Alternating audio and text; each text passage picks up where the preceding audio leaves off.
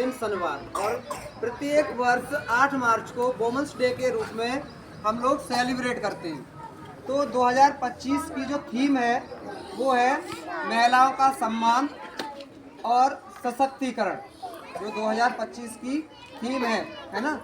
तो जो महिला दिवस का शुरुआत हुई थी 1908 में। सबसे पहले न्यूयॉर्क में महिला दिवस मनाया गया था। उसके बाद सन 1911 में डेनमार्क और स्विट्जरलैंड बहुत जगह सेलिब्रेट होने लगा, क्योंकि वहाँ की जो कामकाजी महिलाएं थीं उनको किसी भी दिन का कोई अवकाश नहीं मिलता था। तो उन महिलाओं ने हड़ताल की और वो लोग आंदोलन पर उतर आए। और आंदोलन पर जब सड़कों पर आ गए तो वहाँ की गवर्नमेंट ने एक दिन का अवकाश दिया उन्हें। मतलब जो अवकाश दिया था संपूर्ण पूरे भारत में 8 मार्च का उन्हें अवकाश दिया और उसी दिन उनको सम्मानित भी किया। और तभी से हम लोग 8 मार्च को प्रत्येक वर्ष महिला दिवस के रूप में यानी वुमेन्स डे के रूप में मनाते चले आ रहे हैं, है ना। तो ये महिला दिवस है। इस महिला दिवस पर हम सभी लोग, चाहे वो हमारे घर की बहन हो, बेटी हो, माँ हो, पत्नी हो, सबका हमें सम्मान करना चाहिए, है ना। ऐसा नहीं है कि हमारे काम में वो सहभागी नहीं है, बराबर का दर्जा होता है।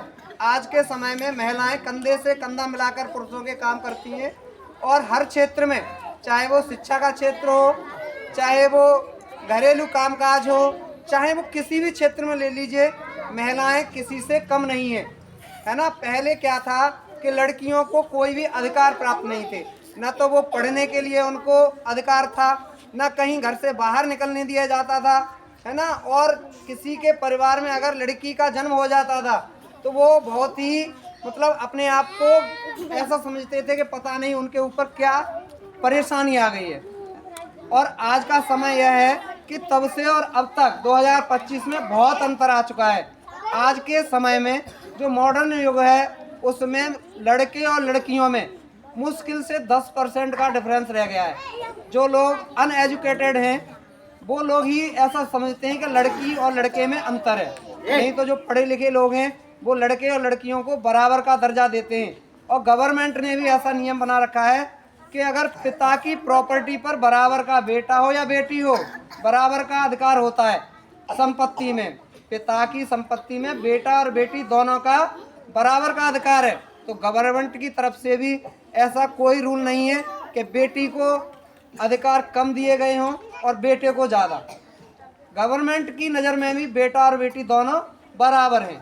तो हमें सबका सम्मान करना चाहिए, है ना। इसी महिला दिवस के उपलक्ष्य में मैं एक छोटी सी कुछ पंक्तियां सुनाऊंगा आपको, तो आप लोग ध्यान से और शांति बना करके सुनेंगे, ठीक है।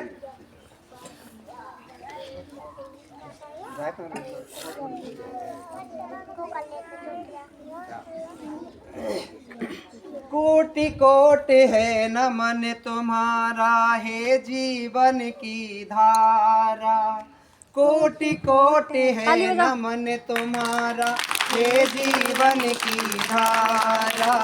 बिना तुम्हारे पंग सरीखा यह संसार हमारा, यह संसार हमारा। माँ के रूप में ममता लुटाती, बंद करो बेटा अभी, क्लैपिंग मत करो।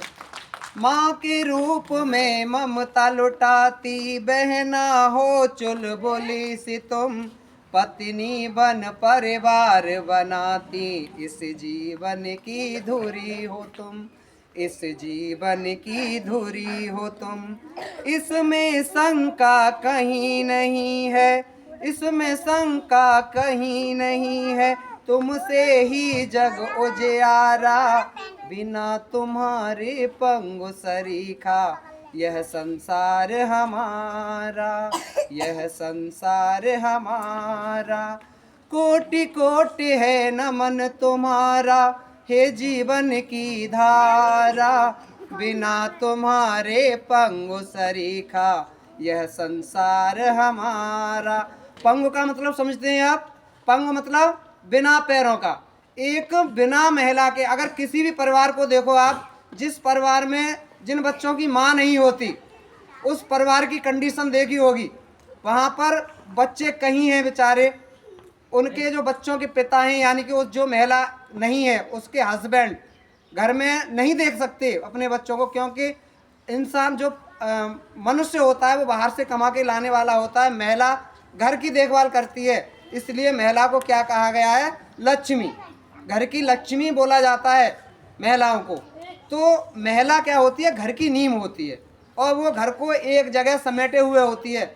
जिस घर में माँ नहीं होती वो घर बिखर जाता है ना। इसलिए कहा गया है पंगु सरी का मतलब जो हमारा जीवन है बिना पैरों का हो जाता है अगर घर में महिला ना हो तो। तेरे बलिदानों के कारण तुझको पूजा जाता है, तेरे बलिदानों के कारण तुझको पूजा जाता है इतिहास गवाह तुम्हारा, रह रह के गुण गाता है, रह रह के गुण गाता है। तुम बिन कोई शुभ काम न होते, तुम बिन कोई शुभ काम न होते, आधा अंग स्वीकारा है, बिना तुम्हारे पंगु सरीखा, यह संसार हमारा है, यह संसार हमारा है।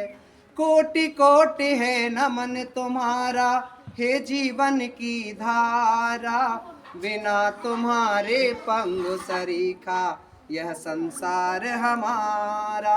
देखो जब कहीं भी हम लोग तीर्थ स्थान पर जाते हैं या घर में पूजा पाठ होता है, हवन होता है, तो बिना पत्नी के अकेला इंसान हवन नहीं कर सकता।